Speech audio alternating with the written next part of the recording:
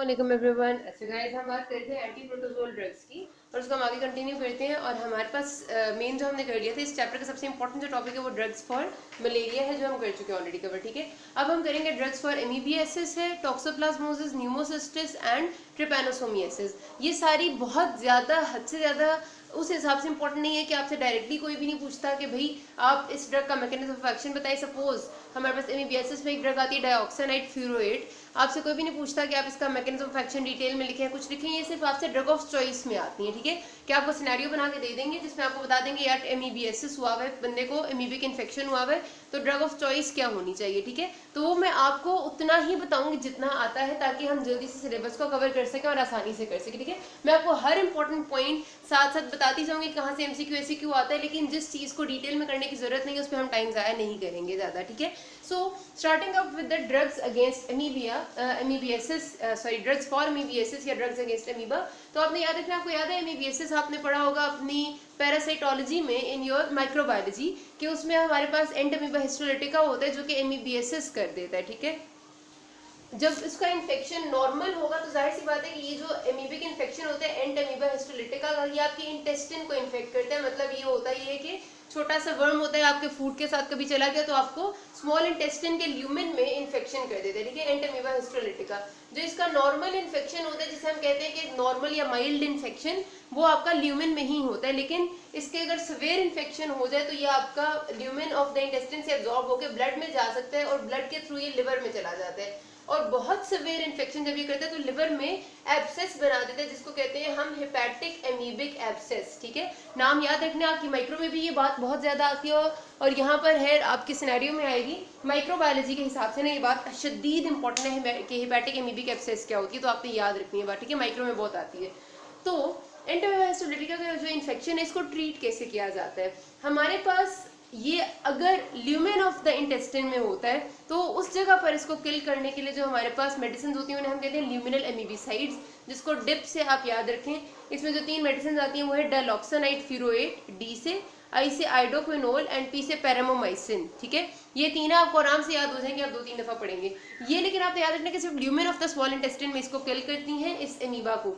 और अगर ये आपके ल्यूमेन से ब्लड में चला गया और किसी भी टिश्यू में चला गया, मतलब वैसे मोस्ट कॉमनली तो ये लिवर में ही जाता है और लिवर में एब्सेस बनाता है, लेकिन अगर सपोज कॉम्प्लिकेटेड केस है, कहीं और भी चला गया, किसी और टिश्यू को भी इन्फेक्ट कर दिए, तो ल्यूमेन के अलावा बाकी किसी भी जगह उसे किल करने के लिए जो मेडिसिन है उन्हें हम टिश्यू एमीबिसाइड्स कहते हैं। टिश्यू एमीबिसाइड्स ल्यूमेन में भी करती हैं और उसके अलावा बावल वॉल में, लिवर में, कहीं भी और होगा वहां भी करती हैं। ठीक है, तो ये बहुत ज्यादा स्ट्रॉन्ग ड्रग्स हैं, याद रखना है। ठीक है, ल्यूमेन वाली सिर्फ ल्यूमेन में करेंगे, माइल्ड इन्फेक्शन वगैरह के लिए होंगी। टिश्यू वाली बहुत स्ट्रॉन्ग ड्रग्स है, ये किसी भी टिश्यू में चला जाएगा जब उस जगह भी करती हैं और ल्यूमेन में भी करती हैं। ठीक है, और इसमें हमारे पास जो 3 आती है मैक के नाम से, आप उसे याद रखें, मेट्रोनिडाजोल, टेनेडाजोल, इससे ये दोनों बनती हैं जो हम पहले पढ़ चुके हैं। ई से एमेटीन्स है एंड सी से वी हैव द क्लोरोक्वीन जो हमारी एंटी मलेरियल ड्रग भी थी। ठीक है, तो बहरहाल बात अब याद रखने की आपने इसमें क्या करनी है कि हमारे पास ल्यूमिनल एम्बिसाइड्स कौन सी है, डिप है, और टिश्यू एम्बिसाइड्स में मेट्रोनिडाजोल है, एमेटीन है और क्लोरोक्वीन है। अगली जो बात बहुत इंपॉर्टेंट यहाँ पर आती है ना वो ये कि आपके पास ना वो आपको अगर मैं आपको मोटा मोटा इन ड्रग्स के बारे में बता दूं तो मेट्रोनिडाजोल, टेनिडाजोल को तो आपने बहुत अच्छे से करना है। मैंने आपको एंटी माइक्रोबियल्स का जो पिछला चैप्टर पढ़ाया उसमें मैंने आपको डिटेल में बताई है और ये आपसे डिटेल में ही आती होती हैं। ठीक है, इसलिए आपने इनको बहुत अच्छे से याद रखना है। उसके बाद अगर हम बात करते हैं एमेटीन्स की, तो एमेटीन्स भी आपकी अच्छी स्ट्रॉन्ग ड्रग है जो टिश्यू एमीबिसाइड ही है। मैंने आपको बताया कि टिश्यूज में किल करती है, लेकिन फर्स्ट चॉइस ऑफ ड्रग में हमेशा मेट्रोनिडाजोल देते हैं और जो रेजिस्टेंट केसेस होंगे, मतलब इसको भी नहीं जो रिस्पॉन्स करे, उसमें हम एमेटीन देंगे। ठीक है, सिवियर इन्फेक्शन है, ल्यूमेन से बाहर जा चुका है, टिश्यूज में जा चुका है और मेट्रोनिडाजोल से रेजिस्टेंट है तो एमेटीन देनी है। ठीक है, और क्लोरोक्वीन बहुत ही कम, जो बहुत शदीद रेजिस्टेंट केसेस होते हैं और कहीं भी रिस्पॉन्स नहीं कर रहे होते उन्हें हम क्लोरोक्वीन देते हैं, वरना chloroquine is almost not use. ठीक है, बस इतनी बात याद रखनी है। फिर इस पे आ जाते हैं ल्यूमिनल एमीबिसाइड्स। ल्यूमिनल एमीबिसाइड्स में हमारे पास आता है पहला डी से डाइऑक्सानाइड फ्यूरोएट, ये आपकी बहुत अच्छी ल्यूमिनल एमीबिसाइड है, ल्यूमेन में ये किल कर देगी। माइल्ड इन्फेक्शंस में आप इस्तेमाल कर सकते हैं, उसके अलावा सिवियर इन्फेक्शंस में इसका कोई रोल नहीं होता। और याद रखना आपने कि सिवियर इन्फेक्शंस में जब आप एक टिश्यू एमीबिसाइड ड्रग देते हैं, ठीक है, सिवियर जब भी इन्फेक्शन होगा ना, आपको वो आपके सिनेरियो में मेंशन करते हैं कि सिवियर इन्फेक्शन है, या फिर आपको सिम्टम्स इस तरह के बताते हैं, साइंस जैसे बताते हैं कि सिवियर पता चल जाता है। तो उसमें आपका मेट्रोनिडाजोल या आप जो भी टिश्यू एमिबिसाइड देंगे उसके साथ हमेशा आपने एक ल्यूमिन वाली ऐड करनी होती है। अब उसकी क्या रीजन है? वैसे तो मैंने आपसे कहा कि ये टिश्यू एमिबिसाइड ल्यूमिन में भी किल करती हैं और टिश्यू में भी करती हैं, तो फिर हम ल्यूमिन वाली क्यों ऐड करते हैं? ल्यूमिन वाली साथ ऐड करना इस वजह से जरूरी होता है क्योंकि ये वाली जो ड्रग है बेशक ये किल दोनों तरफ करेगी, लेकिन इसका ड्यूरेशन ऑफ एक्शन उतनी लॉन्ग नहीं होती जितनी ल्यूमिन वालों की होती है। हमें ल्यूमिन से, क्योंकि मेन जो इन्फेक्शन शुरू हुआ था वो ल्यूमिन में हुआ था, तो हो सकता है कि एंटामीबा हिस्टोलिटिका कुछ जो है वो टिश्यू तक जा चुका है लेकिन उसके एग्स अभी भी कुछ ल्यूमिन में है। तो हम चाहते हैं कि ल्यूमिन से हर तरह से इन्फेक्शन बिल्कुल क्लियर हो, तो इस वजह से जो स्पेसिफिक फॉर ल्यूमिन है वो हम हमेशा लाजमी ऐड करते हैं। ये बात अपने जहन में बिठा ले, सिनेरियो आपके पास आएगा, मैं अभी आपको बताती हूँ किस तरह आएगा। तो आपने जब भी सवेयर इन्फेक्शन होगा आपने ये वाली टिश्यू देनी है और उसके साथ हमेशा कोई ना कोई एक ल्यूमिन वाली लाजमी देनी होती है, ठीक है, लाजमी याद रख लेना। ओके, ल्यूमिनल एमिबिसाइड मेरा से पहली ड्रग है हमारे पास डाइलॉक्सानाइड फ्यूरोएट। ये ड्रग आपकी माइल्ड इन्फेक्शन में बहुत अच्छी ड्रग है और इसकी कोई बहुत ज़्यादा लाइक है सही टॉक्सिक इफेक्ट लेकिन इतने भी ज़्यादा नहीं है, ठीक है। अच्छा, यहाँ पर मैं एक बात बताना भूल गई थी कि मेट्रोनिडाजोल और एमिटीन दोनों टिश्यू एमिबिसाइड्स हैं, लेकिन एमिटीन के ना साइड इफेक्ट्स ज़्यादा हैं एज कम्पेयर टू मेट्रोनिडाजोल, इस वजह से हम इसको फर्स्ट चॉइस नहीं देते, फर्स्ट चॉइस हम इसको ही देते हैं। अच्छा छोड़ो, डाइलॉक्सानाइड होगी हमारी माइल्ड, उसके बाद है आइडोक्विनोल। आइडोक्विनोल भी ल्यूमिन में एक अच्छी ड्रग कंसिडर की जाती है, देने के लिए आप दे सकते हैं इन इन्फेक्शंस, मतलब आपका जो ल्यूमिनल एमिबिसाइड होता है, लेकिन वही बात है कि इसके साइड इफेक्ट्स पिछली ड्रग से थोड़े से ज़्यादा हैं। ये जो हमेशा मैंने फर्स्ट पे ड्रग लिखी है ना, इसके साइड इफेक्ट्स कम है, इसके थोड़े ज़्यादा हैं, इसलिए फर्स्ट चॉइस में हमेशा ये देते हैं, सेकेंड चॉइस में आइडोक्विनोल देते हैं हम। अगर डाइलॉक्सानाइड से रेजिस्टेंस है केस, बेशक माइल्ड इन्फेक्शन है लेकिन डाइलॉक्सानाइड को रिस्पॉन्ड नहीं कर रहा और हमें पता है कि इन्फेक्शन फिर भी ल्यूमिन तक की, तो हम आयोडोक्विनोल देते हैं। और हमारे पास तीसरी ड्रग है पैरामोमाइसिन। पैरामोमाइसिन के बारे में जो बात आपने अपने जहन में पक्की पक्की बिठा के रखनी हुई है कि ये हमारे पास है बहुत अच्छी एंटीबायोटिक, ल्यूमिनल एमिबिसाइड काफ़ी अच्छी है, इन दोनों से ज़्यादा स्ट्रॉन्ग है, लेकिन हम इसको नॉर्मली नहीं देते क्योंकि अगर इसके अगेंस्ट भी रेजिस्टेंस बन जाए तो फिर हमारे पास और कोई ड्रग होती नहीं है। इसको हम देते हैं सवेयर किस्म के उन पेशेंट्स में जिनमें एड्स हुआ होता है और एड्स के बाद उनका कोई इन्फेक्शन होता है ना, तो उसको मतलब सपोज एड्स के पेशेंट में अगर आपको लीशमेनिया का इन्फेक्शन हो जाता है या यही एमीबिक इन्फेक्शन होता है, तब आप पैरामोमाइसिन देते हैं। तो आपके पास एमसीक्यू आता होता है कि एड्स एसोसिएटेड लीशमेनियासिस में कौन सी ड्रग दी जाती है, तो वो पैरामोमाइसिन है। आगे लीशमेनियासिस का मैं जिक्र फिर से करूंगी, लेकिन आपने ये बात याद रखनी है, ठीक है। तो जितनी बात मैंने बताई है इतनी ही आती है। अब सिनेरियो क्या आता है? सिनेरियो आपके पास नॉर्मली जो आता होता है इसका वो इस तरह आता है कि आपको बताते हैं कि बच्चा था जो बहुत ज़्यादा, उसने कहीं कुछ मतलब इन्फेक्टेड खाना खा लिया, मतलब आपको सिनेरियो में इस तरह बताते हैं कि एक बच्चा था जिसने कुछ बाहर से खाया और उसके बाद उसको बहुत शदीद क्रैम्प्स थे पेट में और उसके साथ उसको ब्लडी डायरिया था, ठीक है। याद रखना है hepatic amoebic abscess sorry amoebiasis का जो आपको करेक्टरिस्टिक फाइंडिंग होती है ना, वो डायसेंट्री होती है, यानी ब्लडी डायरिया होता है बच्चे को। और अगर हेपेटिक एमीबिक एब्सेस होगी तो साथ उसको बहुत ज़्यादा पेन होगी इन राइट अपर क्वाड्रेंट, तो आपको बता देंगे तो आपको समझ में आ जाएगी कि सिवियर इन्फेक्शन है या माइल्ड इन्फेक्शन है। तो वो आपको साथ कई बार लिख भी देते हैं क्लियर कट के माइल्ड इन्फेक्शन ऑफ एमीबियासिस, और आप उसको ड्रग ऑफ चॉइस बताएंगे। तो अगर आपको साफ साफ पता चल रहा है कि इट इज माइल्ड, तो आपने सिर्फ और सिर्फ डाइलॉक्सानाइड फ्यूरोएट देनी है, ठीक है, सिर्फ बिल्कुल माइल्ड इन्फेक्शन होता है जो। अगर आपको पता चल रहा है कि थोड़ा सा सवेयर की तरफ जा रहा है तो आपने मेट्रोनिडाजोल के साथ ये दे देनी है, ठीक है। जैसे जरा सा भी आपका नजर है ना कि आपका माइल्ड से थोड़ा ऊपर जा रहा है, आपने एक टिश्यू ऐड कर देनी है साथ एक, ये एहतियातन।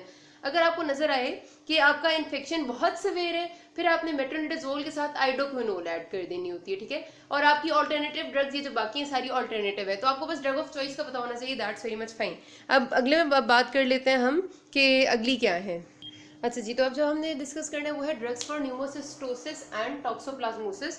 न्यूमोसिस्टोसिस आपको होता है न्यूमोसिस्टिस जिरोविशाई का इन्फेक्शन होता है। इसको आपने याद रखना है कि ये एड्स के पेशेंट्स का इन्फेक्शन है पर्टिकुलरली, मतलब मोस्ट कॉमनली आप इसको सुनेंगे देखेंगे कि एड्स के पेशेंट में होता है। हमारे पास क्वेश्चन भी आता होता है कि इनलिस्ट करें, फार्मा में ही आता है मेरा ख्याल है, या फिर माइक्रो में, मतलब पैथो या फार्मा किसी एक में क्वेश्चन आता होता है कि हम इनलिस्ट करें इन्फेक्शन जो एड्स के पेशेंट में मोस्ट कॉमनली हो जाते हैं। ये दोनों में आता है, पैथो में भी आता है, माइक्रो फार्मा में भी आता होता है कि एड्स पेशेंट्स में जो इन्फेक्शंस मोस्ट कॉमनली हो जाते हैं, बिकॉज ज़ाहिर है वो रिस्क पे होते हैं, वो इनलिस्ट करें तो उसकी मैं आपको अलग वीडियो में लाजिम बताऊंगी, बिकॉज ये क्वेश्चन बहुत ज़्यादा आता है। तो न्यूमोसिस्टिस जिरोविशाई जो है ना, वो आपका एक एड्स पेशेंट का ही एक ऐसा इन्फेक्शन है जो उनमें बहुत कॉमनली होता है, आपके पास एमसीक्यू भी आता होता है।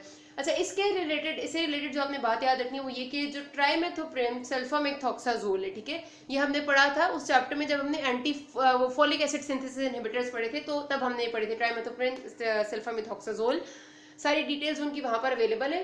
सिर्फ इस बारे में आप याद रखें कि न्यूमोसिस्टोसिस के इन्फेक्शन में ना, चाहे हमने ट्रीटमेंट करनी हो, मतलब इन्फेक्शन हो चुके पेशेंट को हमें ट्रीटमेंट करनी है तो भी, और चाहे हमें उसे प्रोफाइलैक्टिक ट्रीटमेंट देनी है, मतलब कोई एड्स का पेशेंट और हम चाहते हैं कि उसे इन्फेक्शन ना हो, उसके लिए हम प्रोफाइलैक्टिक ट्रीटमेंट देना चाहते हैं, दोनों केसेस में this is the drug of choice. आपके पास सिर्फ और सिर्फ यहाँ से एमसीक्यू आ सकता है, आपसे कभी एसीक्यू नहीं आया, कभी डिटेल्स नहीं आई, तो आपने ये लिख देना है जब भी न्यूमोसिस्टोसिस की बात आएगी कि एड्स के पेशेंट में इन्फेक्शन हो गया और cell count is less than 200 cells पर माइक्रोलीटर। एक बात तो आपने हमेशा याद रखनी है कि एड्स तो कई पेशेंट्स को जाहिर सी बात है हो जाता है, लेकिन हर पेशेंट में हमें नहीं पता होता, और जो एड्स के पेशेंट्स होते हैं वो हर इन्फेक्शन के लिए ही ज़्यादा ससेप्टेबल होते हैं। लेकिन हमें कैसे पता चलेगा कि किसी पेशेंट को हमने प्रोफाइलैक्टिक ट्रीटमेंट देनी है या नहीं देनी? प्रोफाइलैक्टिक ट्रीटमेंट तो आपको पता है वो ट्रीटमेंट है जो हमने बीमारी होने से पहले ही दे देनी है कि हो ना जाए इसलिए। तो अगर आपके पास जो वाइट सेल काउंट एड्स के पेशेंट हैं उनमें 200 सेल्स पर माइक्रोलीटर ऑफ ब्लड से कम हो जाए ना, मतलब आपके पास इतना वाइट सेल काउंट डिक्रीज हो जाए, आपको पता है normal white cell count is 4000 to 10,000 या 11,000 सेल्स होते हैं पर माइक्रोलीटर, तो अगर आपके पास वो इतने कम हो जाएंगे 200 सेल्स हो जाए, तो हमें फिर पेशेंट को इंतजार नहीं करना होता कि इन्फेक्शन हो, हमने पहले ही ड्रग्स दे देनी है कि इन्फेक्शन हो जाएगा, क्योंकि हमें पता है कि इतने थोड़े वाइट सेल्स में इन्फेक्शन हो जाया करते हैं। ठीक है, तो आपने ये बात याद रखनी, ये भी एमसीक्यू है आपका कि 200 सेल्स पर माइक्रोलीटर से कम जब वाइट सेल्स हो जाते हैं तो हम पेशेंट को प्रोफाइलैक्टिक ट्रीटमेंट देते हैं, और उसमें न्यूमोसिस्टोसिस के लिए हम ये ट्राइमेथोप्रिम सल्फामेथोक्साजोल देते हैं। This is the drug of choice, क्योंकि ओरल रूट से दी जा सकती है और साइड इफेक्ट्स उतने ज़्यादा नहीं है। Pentamidine is also a very good drug for pneumocystosis, बहुत अच्छी ड्रग है, लेकिन इसमें प्रॉब्लम ये है कि ये आप ओरल रूट से नहीं दे सकते, ये आपको या तो आप एरोसोल देंगे, मतलब आप इनहेलेशनल रूट से देंगे पेशेंट को, या फिर आप आईएम या आईवी देंगे। अब प्रॉब्लम वो है कि एरोसोल भी उतना, मतलब इट इज फाइन, कोई ऐसा मसला नहीं है, लेकिन ओरल रूट ज्यादा बेहतर होता है एरोसोल से। ठीक है, एरोसोल इसका उतना इफेक्टिव नहीं है जितना आईएम या आईवी इफेक्टिव है, और आईएम या आईवी अगर आप देंगे इंट्रामस्कुलर इंट्रावीनस तो साइड इफेक्ट्स बहुत ज्यादा हैं, इस वजह से हम प्रेफर करते हैं कि ट्राइमेथोप्रिम ही दें, मतलब ये वाली दें। तो पेंटामिडाइन इज सेकंड ड्रग। फिर एटोवेकोन भी एक अच्छी ड्रग है अगेंस्ट न्यूमोसिस्टोसिस, लेकिन ये आपसे कोई भी नहीं पूछता, कहीं भी आती भी नहीं है, मतलब ये इतनी इंपॉर्टेंट नहीं है। ये एंटीफोल्स जो है ना, ये आपकी यही वाले एंटीफोलिक एसिड सिंथेसिस जो होते हैं, मतलब पायरीमेथामीन और सल्फोनामाइड्स, ये भी वही चीज थी, यहाँ पर भी मैं वही बात कर रही हूँ। लेकिन ट्राइमेथोप्रिम सल्फामेथोक्साजोल होता है, दोनों का कॉम्बिनेशन बना के हम ना एक चीज बनाते हैं, मतलब मैंने आपको वहां पर जब डिटेल में बताया था तो बनता है। लेकिन एंटीफोल में अलग से, मतलब अगर हम बात करें सल्फोनामाइड्स की और पायरीमेथामीन की, ये दोनों एक ही बातें होती हैं ऑलमोस्ट, मतलब दोनों आपको पता है कि इट्स इनहिबिटर्स ऑफ पायरीमेथामीन।